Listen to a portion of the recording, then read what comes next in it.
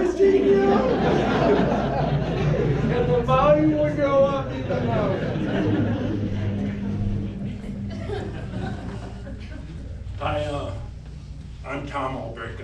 Kenny was an uncle, and it was a while ago. Dave will remember this, but on the west side there was a little bar called the Brown Derby, and Dave had slipped and fell, and he was in a sling with his left arm, sitting at the bar drinking a beer, and I had just come by, and I go in there because I had had an accident and I had my right arm in a sling, so we're sitting at the bar next to each other drinking a beer, and there was a guy across the bar who, when I walked in, was giving Dave some grief, and I sat down to Dave, and here he starts giving me grief, and we're both in our slings. He goes, "I'll take you both on." And Dave and I, we're more lovers and fighters, so we're sitting there drinking our beer, and all of a sudden Uncle Kenny walks in, and he sits by us, and this guy smarts off again, and Kenny, who's he? We don't know. He's just been wanting to fight both of us. Yeah. The bartender, he's getting on the phone, he's calling the police, and the guy smarted off again, and Kenny said, "Well, come on, anytime you'd like." And first thing he did is, anybody knows, he never wanted to break his glasses, so he always took his glasses off and had them sitting on the bar, and the guy comes walking over, and then Kenny stands up, and at this time, about 5 St. Paul cops come in. For some reason, they decide to handcuff Dave and I together because we got one good arm. They got Uncle Kenny handcuffed and this other guy handcuffed. Luckily for us, one of the cops was a friend of mine. I knew him, and he said, "Tom, what's going on?" And I explained him. And he uncuffed Dave and me, and he uncuffed Kenny, and then this drunk got even louder and said, "I'll take on the whole St. Paul police force. And bring your token with you too," because Tucker was a friend of mine, who's a black guy, a real nice guy. So that's the last we ever saw of the guy. We never saw him again in the bar. But that was Uncle Ken. He was never afraid to stand up for anybody. We'll miss him. Thank you. Somebody else? This is your opportunity. I guarantee you will always regret not having taken this opportunity to say something about this amazing man. Dad, why we gotta do that? Okay. In my young 20s, when I was single girl trying to make it on my own, Ken let me live in his apartment above his house. So I did that for about 1.5 years, and I remember I gave him a warning one time that I was going to be having a party. So I wanted to give him a heads up because there was going to be a lot of young people at his house, upstairs in the yard and everything. And he taught me how to use the grill to make sure we could all use the grill on his porch.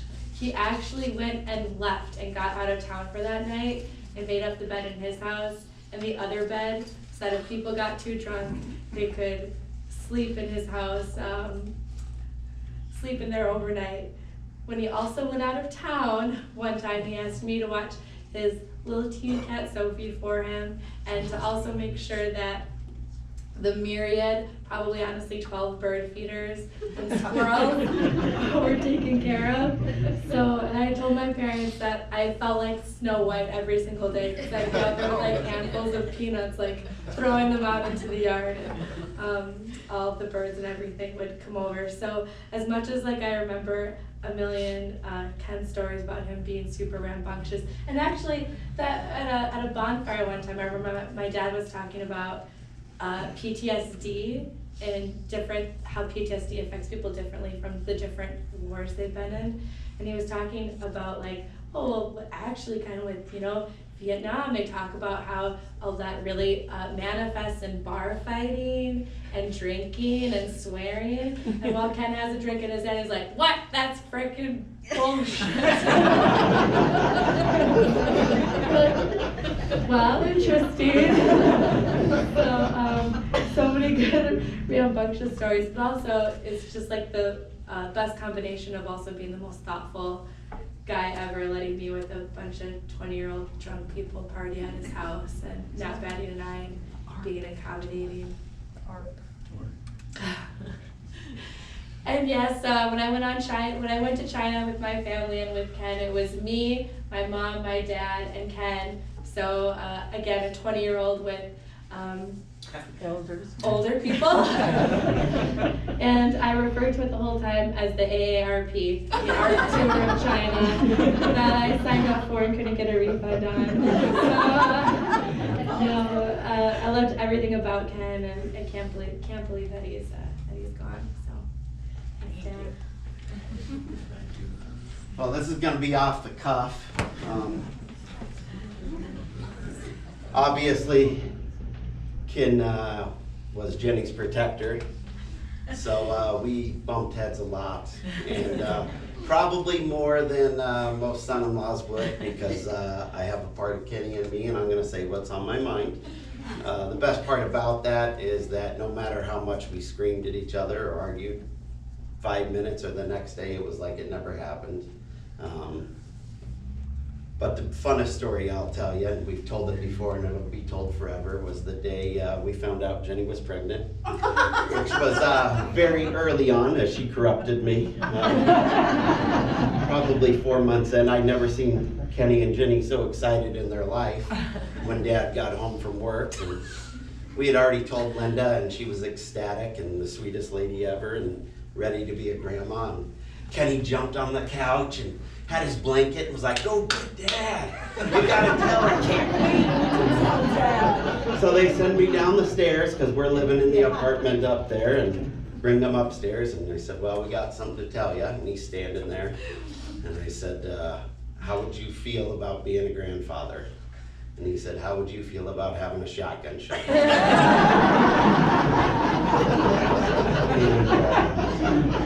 That was pretty much our relationship until the end.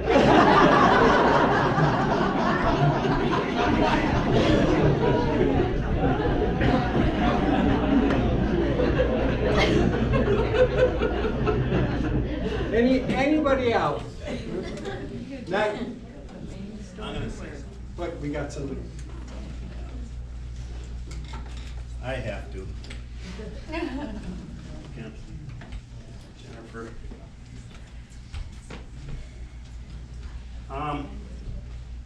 Cut my tissue. Yeah. I'm Ken's nephew, Mike. I'm 57. Oh boy. Ken was always my favorite uncle. My father, Mel, why don't you stand up, Dad? And my mother, Sandy. Just stand up. Linda's sister is Sandy. So, as I'm growing up, they would always say, "Let's go to Uncle Kenny's." I was, oh great, we're going to Uncle Kenny and Linda's. We were babysat by Linda and Kenny. Some stayovers, you know, we were kids and Mom and Dad would leave for something.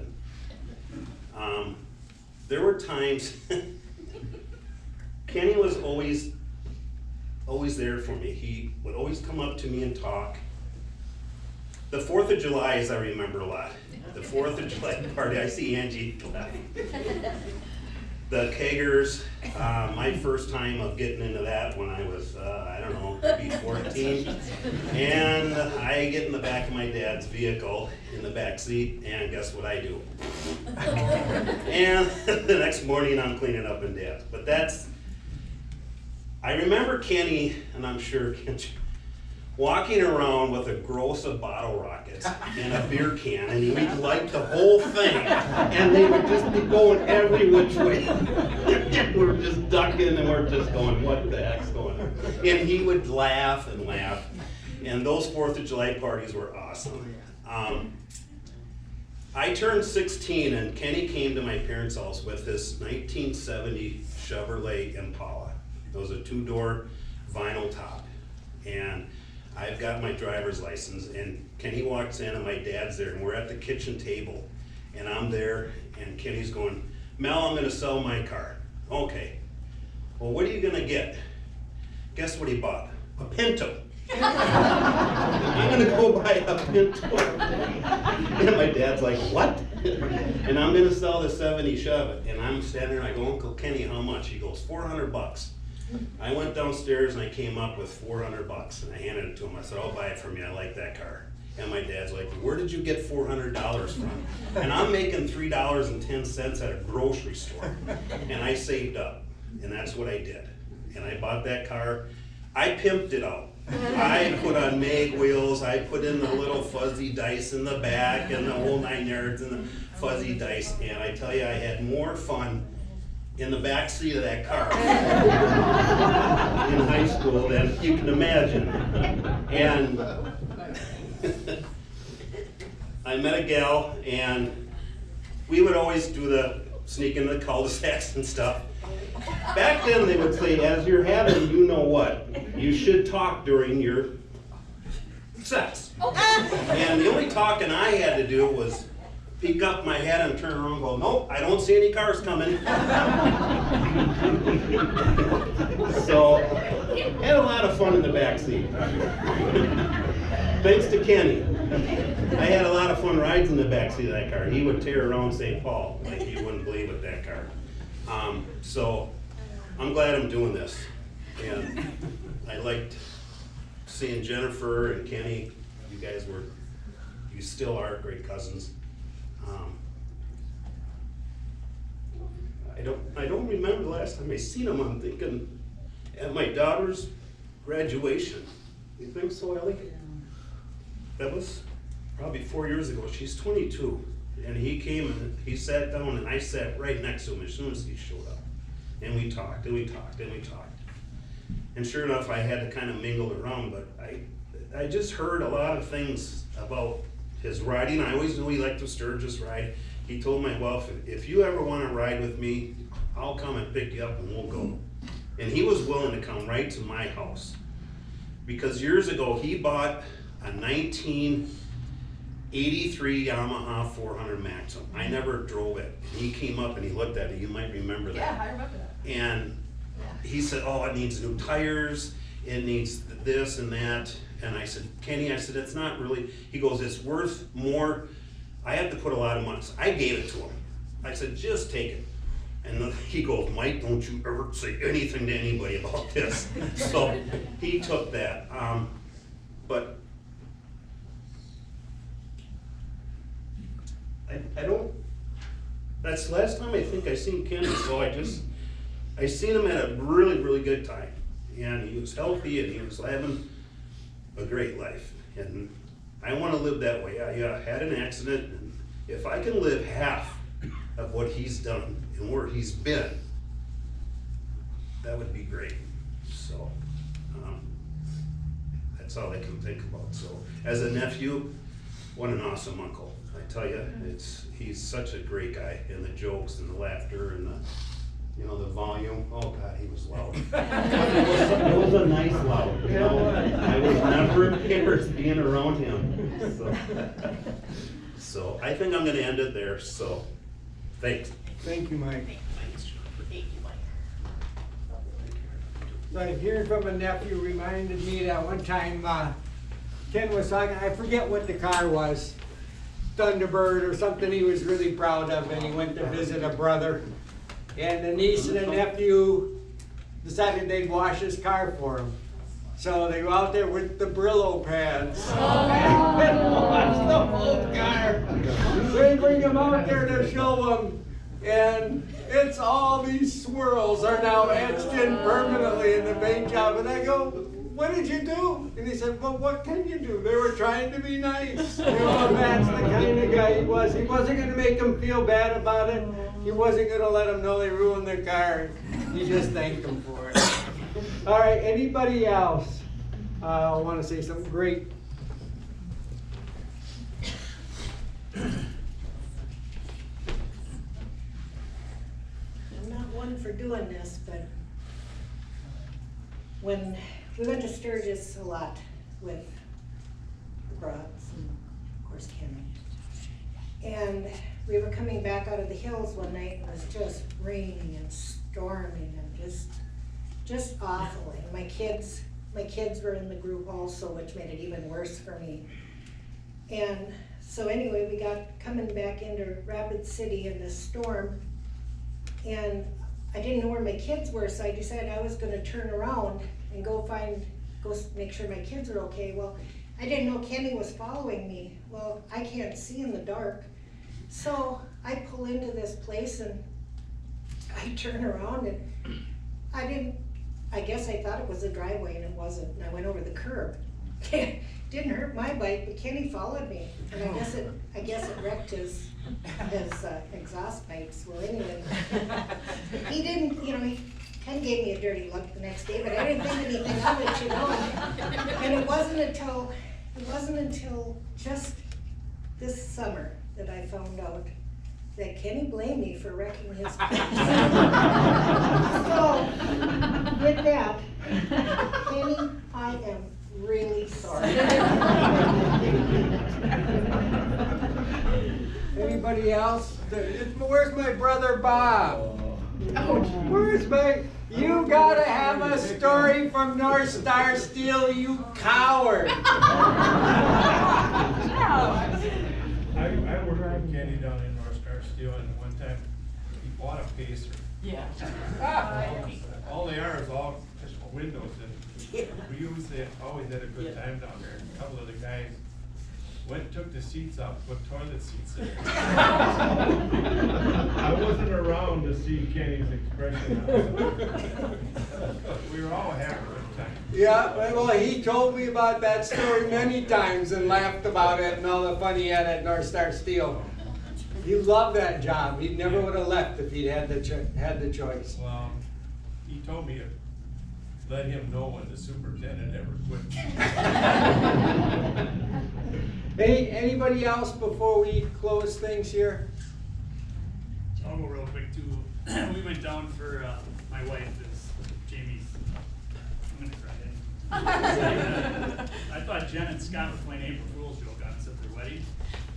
Ken was sitting there and he wanted to go to dinner and he was obliterated. I mean, you talk about, my God, this was something else. But, Scott and Jen, I think they walked away just laughing. We sat down and had dinner. I don't even know if I ate. I can't remember, but it was just, that was Ken to a T. That was the night before our wedding. We begged you to take him because Dad was a little too far gone, and we begged Josh to take